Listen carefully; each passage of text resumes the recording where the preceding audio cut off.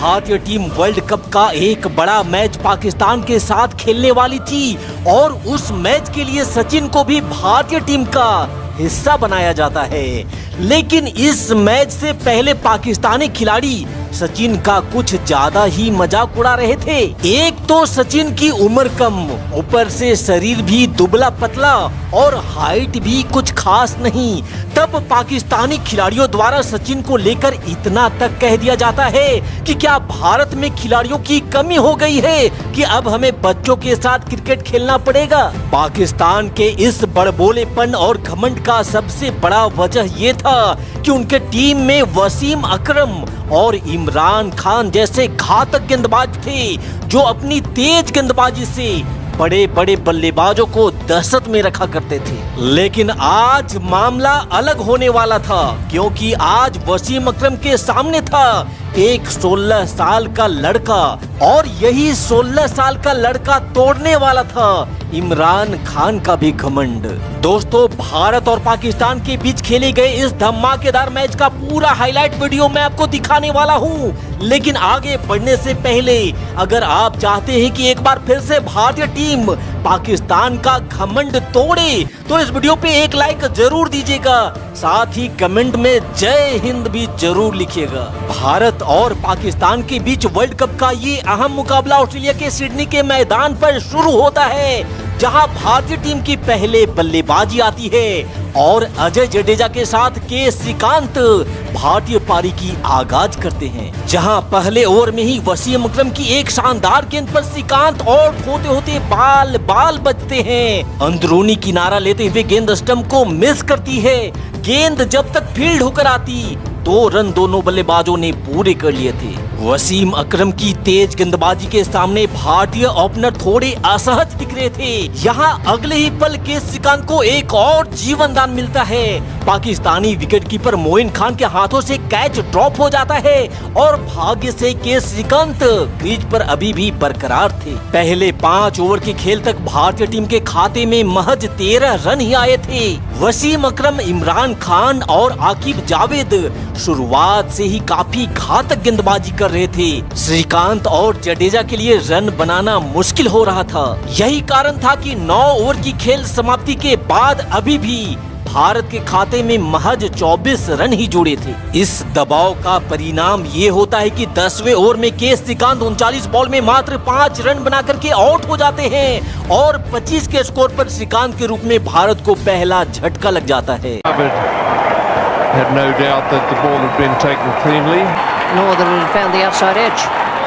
So he's had a few goes at Shrikant for LBW, finally had him caught behind.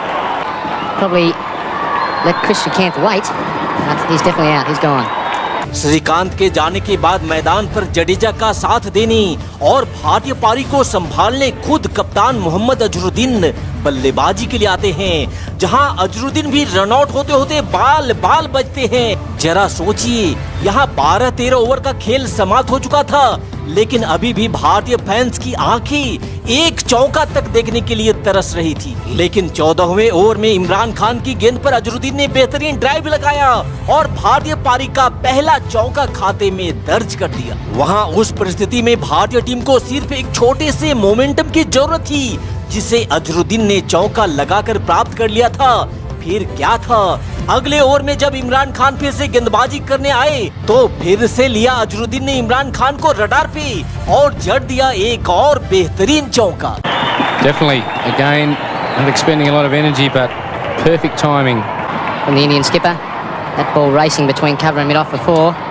It's the second time Imran Khan has overpitched The first delivery of his spell, it's the second time, and और फिर 19वें over की आखिरी गेंद पर जडेजा के इस single के साथ ही टीम इंडिया के स्कोर बोर्ड पर 50 रन लग चुके थे। लेकिन अब वक्त हो चला था भारतीय टीम को अपना गियर शिफ्ट करने का। अजहरुद्दीन और जडेजा टीम इंडिया की रनगति को रफ्तार देने का मूड बना चुके थे। फिर शुरू होता है पाकिस्तानी गेंदबाजों पर counter attack. the 2 outfielders.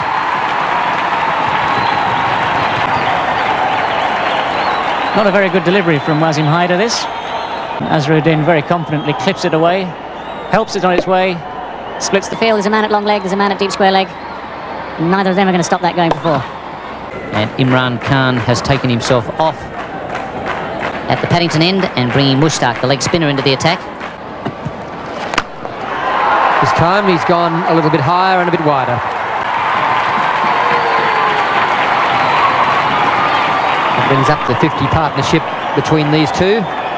First wicket fell in the 10th over. It's now the 23rd over. 75 balls it's taken them to bring up their 50 partnership, and Jadeja starting to take over the Senior role. He's moved along to 34. That was his first boundary. The captain decides that he needs a bit of help. Just the one bounce into the side screen. That's as perfect a placement as you'll find.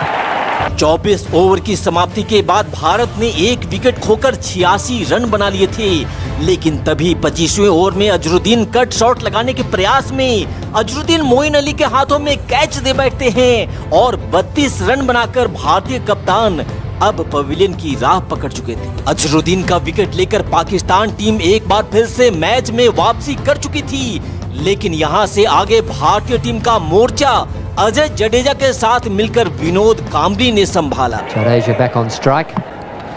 This is in the air. There's a fieldsman back, But he may not be far enough back. It's over the top of the fieldsman into the fence. for 4. That's the end of the over. India are 2 for 94. Campbell getting into the act now. Short delivery from Haider. And Zamam Al-Haq. Ajay और कामली ने मिलकर काफी हद तक भारतीय पारी को संभाल लिया था, लेकिन फिर जडेजा जो सेट थे। 28वें ओवर की आखिरी गेंद में वसीम हैदर की गेंद पर जडेजा के लिए कैच की अपील की जाती है। अंपायरों को तब ठीक से दिखा नहीं कि कैच सही तरीके से लिया गया है या नहीं, और ना ही उसमें वैसा कोई तकनीक था, इसलिए सिर्फ फील्डर के कहने पर ही अंपायर ने जडेजा को आउट करार दे दिया। जडेजा का विकेट भारतीय टीम के लिए एक बहुत बड़ा झटका था। 46 रनों की बेहतरीन पारी खेल जडेजा पवेलियन वापस जा चुके थे और पाकिस्तानी खिलाड़ियों का तो खुशी का ठिकाना ही नहीं था। लेकिन तब टीम इंडिया के संकट की इस घड़ी में मैदान पे दस्तक देता है एक 16 साल का युवा लड़का, जो आज मास्टर ब्लास्टर के नाम से मशहूर है और जिन्हें दुनिया क्रिकेट का भगवान मानती है। हालांकि तब पाकिस्तानी खिलाड़ी सचिन के दुबले पतले शरीर को देखकर काफी हल्के में ले रहे थे, लेकिन यहां से आगे आने वाला पल पाकिस्तान के लिए एक बड़ा सबक बनने वाला था। काम्बली के साथ मिलकर सचिन ने भारतीय पारी को फिर से आगे बढ़ाना शुरू कर दिया। सचिन के लिए अब वक्त की वो घड़ी आ चुकी थी कि पाकिस्तानी गेंदबाजों को उनकी भाषा में जवाब देना शुरू कर दिया जाए। फिर क्या था, सचिन ने दिखाया अपने बाजुओं का दम और गेंद को सीमा रेखा पार भेज पाकिस्तानी गेंदबाजों के धागे खोलने का ऐलान भी शुरू कर दिया। There was a man at mid-wicket and a man at long on. The area he wanted to go was in the direction of mid-wicket. Imran Khan is there, so he decided to go over Imran's head. Stormy cuts on the offside. It could well be 4 again. That's superb batting by this young star. And boundaries are needed. He's changed the line of the bowl by pulling the first ball over mid-wicket. This time it's wide of off stump and he cuts beautifully. लेकिन दुख की बात ये होती कि दूसरी छोर पर सचिन का साथ दे रहे काम्बली भी मैदान पर ज्यादा देर तक टिक नहीं पाते हैं और 41 बॉल पे 24 रन बनाकर विनोद काम्बली भी पवेलियन वापस लौट जाते हैं। यहाँ से भारतीय टीम आगे के प्लान के बारे में कुछ सोच पाती, उससे पहले ही पहली गेंद पर संजय मांजरेकर भी बिना खाता खोले ही अपना विकेट फेंक चलते बनते हैं। पाकिस्तानी खिलाड़ियों के साथ पाकिस्तान की आवाम जीत के जश्न में डूब चुकी थी, क्योंकि उन सबको तब ऐसा लग रहा था मानो अब यहाँ से 10-20 रन के अंदर ही भारतीय टीम सिमट जाएगी। लेकिन तभी सचिन का साथ देने मैदान पर आते हैं कपिल देव, जिन्होंने बिना कोई वक्त गवाए आते ही विस्फोटक बल्लेबाजी करना भी शुरू कर दिया था। Kapil Dev hitting over cover for 4. 5/160. Kapil Dev और सचिन की ताबड़तोड़ बल्लेबाजी से भारतीय टीम का स्कोर बोर्ड, जो कछुए की गति से चल रहा था, अब वो खरगोश बन छलांग लगाने लगा था। Thank you, Bill. Yes, the lights on here at the Sydney Cricket Ground. Oh, that's it high. This could be hard. Will it be 6? It's a big one. Over the top for 6. Kapil Dev opening his shoulders and smashing that one over the top of extra cover. That's in the air, but wide of the fieldsman. Just did very well to stop that. Hyder down at...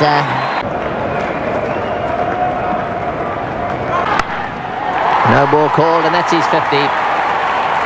और फिर देखते ही देखते सचिन ने अपने 50 run भी यहाँ पे पूरे कर लिए थे। He's a lovely little batsman to watch.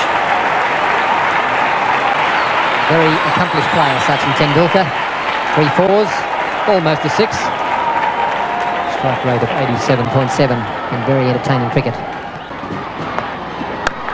Another slow one, and again it's pulled away down towards the boundary, And this time into the fence. So Dev really latching onto that one, and Akib Java just a little frustrated there. in the air and out. हालांकि कपिल देव तो 35 रनों की ताबड़तोड़ पारी खेल out हो जाते हैं, लेकिन दूसरे छोर पर सचिन अंत तक क्रीज पर नॉट आउट डटे रहे। उन्होंने उस मुश्किल पिच पर भी 54 रनों की बेहतरीन पारी खेली, जिसके दम पर भारत ने 217 रनों का एक सम्मानजनक टारगेट पाकिस्तान के सामने रखा। अब यहाँ बारी टीम इंडिया के गेंदबाजों को अपना दमखम दिखाने की थी, जहां सबसे पहला वार कपिल देव ने किया, जिन्होंने इंजमामुल हक को मात्र 2 रनों पर ही आउट करके पाकिस्तान को पहला झटका दे दिया। इंजमामुल हक का विकेट खोकर पाकिस्तान सदमे में आ चुका था। पाकिस्तान इस सदमे से निकलने का कोई प्रयास करता, उससे पहले ही अगला वार मनोज प्रभाकर ने किया और जाहिद फजल को मोरे के हाथों में कैच करवा 17 रनों पर ही पाकिस्तान को दूसरा झटका दे दिया था। लेकिन फिर यहां से आगे आमिर सोहेल पाकिस्तान के लिए ढाल बनकर खड़ा हो जाता है, जिसने देखते ही देखते अर्धशतक भी ठोक दिया था। लेकिन फिर गेंदबाजी में उसका सामना होता है सचिन तेंदुलकर से, जिन्होंने आमिर सोहेल को कैच करवा मानो पाकिस्तान की उम्मीदों पर ही पानी फेर दिया था। यहाँ से आगे भी भारतीय गेंदबाजों ने पाकिस्तानी बल्लेबाजों को पूरी तरह से क्लच में जकड़े रखा।